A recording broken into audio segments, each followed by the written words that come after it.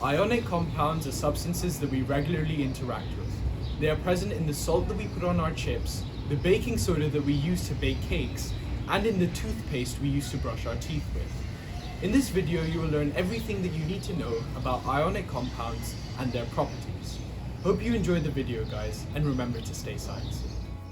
Here I have a model of a solid ionic lattice, which is made up of cations, which are positively charged ions, and anions, which are negatively charged ions. So the cations come from the metal, and the anions come from the non-metal.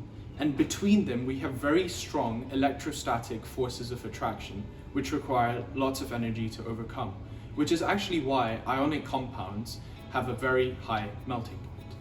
So if I just put this to the side, I'll now actually show you how the bonding works, the ionic bonding works. So here we have a metal, sodium, and a non-metal, chlorine. So you'll see that sodium has 11 electrons in a 2-8-1 configuration, and chlorine has 17 electrons in a 2-8-7 configuration. So what we actually want to happen is that we know that we have to create ions, and the fact is that if something has a full outer shell, it is actually in fact more stable. So what we can see here is that sodium only has 1 in its outer shell. So if it loses that and donates it to the chlorine, that could actually work. So let's just put that into practice. So if I take this electron away from the sodium, and then I rub off its outer shell, because that in theory won't be there anymore, because it will just have 2 energy levels. I'm struggling to rub this out, but anyways, you get the idea. So now if this electron from the sodium is actually going to be transferred onto the chlorine, so now you'll see that the chlorine is actually a chloride ion because it has 1 more electron than it theoretically should. So we can represent this by just drawing a bracket, then just putting a negative sign because it has 1 more electron than it theoretically should. And because the sodium has lost its electron, it is now a positively charged ion. So you have a positively charged sodium ion and a negatively charged chloride ion. So here we have another example of ionic bonding. So here we have magnesium and chlorine. Magnesium is a metal in group 2 of the periodic table, and chlorine is a non-metal in group 7 of the periodic table. So they can bond ionically to form an ionic compound. So because magnesium is in group 2, it has, unlike sodium, it has 2 outer shell electrons instead of just the 1. And chlorine, as we saw, has 7 in its outer shell and would like to gain 1 to have a full outer shell and increase the stability.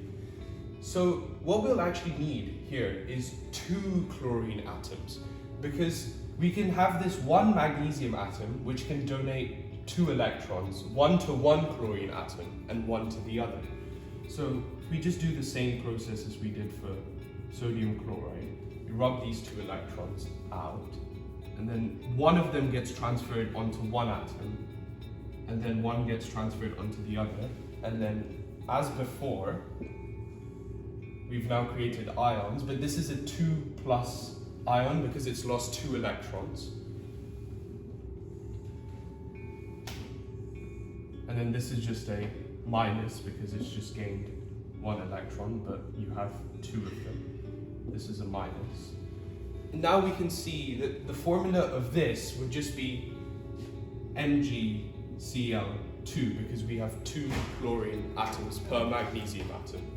So, but in reality, because it'll be existing as an ionic lattice, there'll be a ratio of atoms. So for every 1 magnesium atom, there'll be, or an ion in this case actually, for every 1 magnesium ion, there'll be 2 chloride ions in the lattice. So here I have another model of a solid ionic lattice. Now, ionic compounds are quite brittle. So what happens is, when a force is applied, the layers can slide. So from here, they can just slide here, which means that the same charged ions are now next to each other, which means that there'll be a repulsive force, which makes them brittle.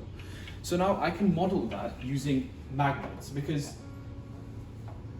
with this you'll have north and south poles, and with that you just had positively and negatively charged ions. So here's a north and a south pole attracting. But if I was to flip it, and you can see, and I'm trying to push this towards the blue, and it's very difficult. There's a repulsive, strong repulsive force there. So another property of ionic compounds is that they can conduct electricity, but only in very specific situations. Here I have an ionic compound, sodium chloride, in its solid state. So this would be a regular lattice arrangement. And here's a circuit. So you'll see that when I put the electrodes, the bulb does not light up because we don't have a complete circuit. However, if I dissolve this sodium chloride in just some distilled water, I just take a little bit, I add it, and then I stir. So now what I'm doing is I'm just breaking the lattice arrangement, which just means that the ions are now free to move. So we should have some free moving charge, which should conduct electricity. It should be good enough. Just close this.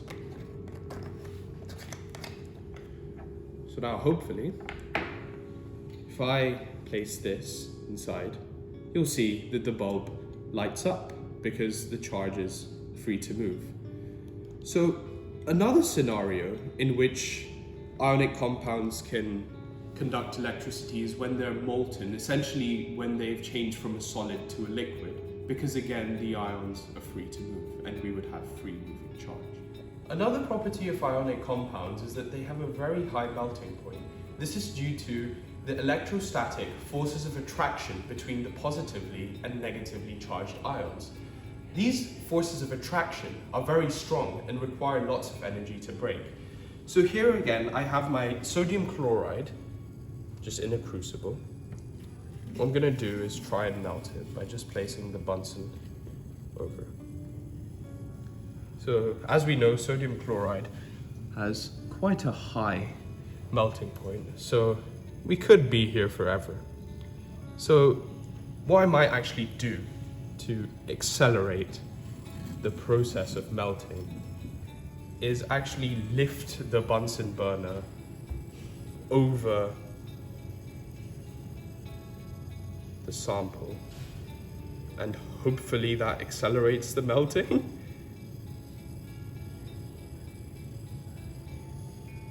My hand's starting to get a bit hot, but it's okay.